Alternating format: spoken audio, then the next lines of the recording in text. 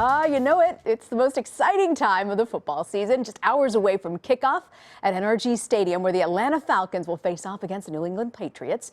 We're talking about Super Bowl 51, and to break down all the action, I'm joined by Will Leitch in Houston. He's a senior writer for Sports on Earth and founder of Deadspin. Okay, hey Will, so let's talk about the battle of the quarterbacks. Tom Brady versus Matt Ryan. Describe to us what each of these guys need to do Sunday night.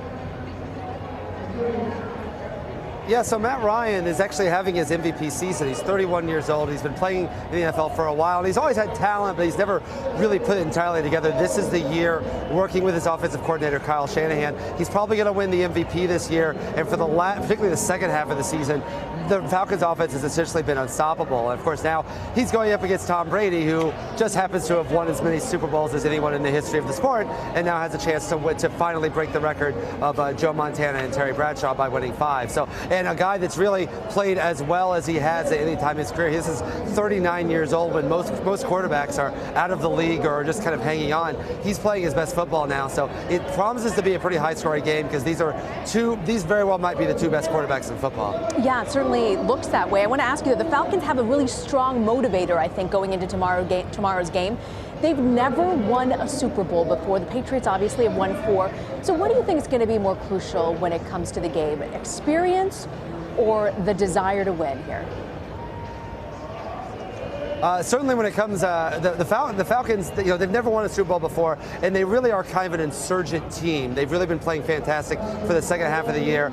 The Patriots have all the experience in the world. They have Tom Brady, they have Bill Belichick, they have these two people that they're both trying to set records.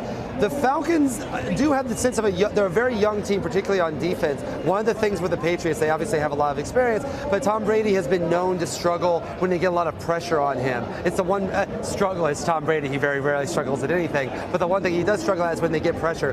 This is the type of young defense that can do that. So the Falcons may not have an experience, they definitely have youth and certainly vigor. You know, I want to ask you if you anticipate this to be a high-scoring game.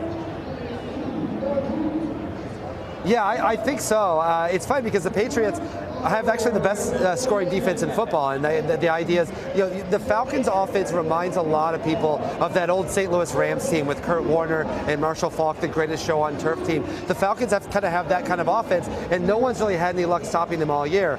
The problem is the only team that ever stopped that greatest show on turf team were these New England Patriots headed by Bill Belichick. So I don't think this is going to be like a 55-45 crazy game, but I think certainly this is these are two incredibly high-powered offenses. If you like scoring, this is not going to be one of those dull games that's 10-9. There'll be a lot of points in this game, and pretty much from the get-go, the Falcons have scored a touchdown in the first possession their last 8 games. So don't miss the beginning of the game, or you might miss a touchdown already. I was not aware of that statistic. I want to ask you though about your article, Will.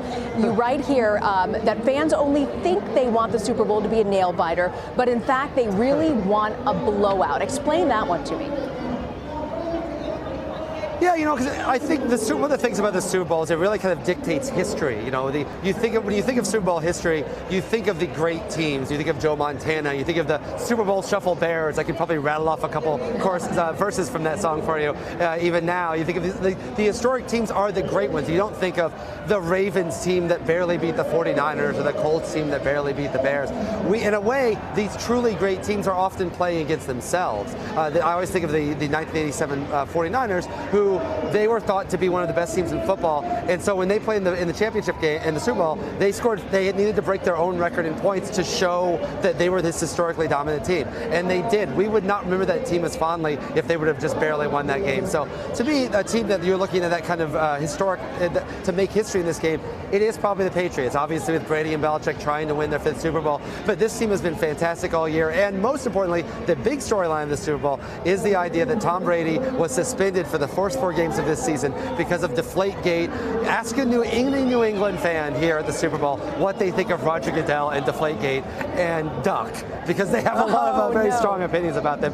That is what they want to see, and they want to see the Patriots and Brady blowing them away and making Roger Goodell, the most hated guy in New England, give the trophy to Tom Brady. All right, Will Leitch, thank you for joining us. We look forward to the game tomorrow. Thanks for having me.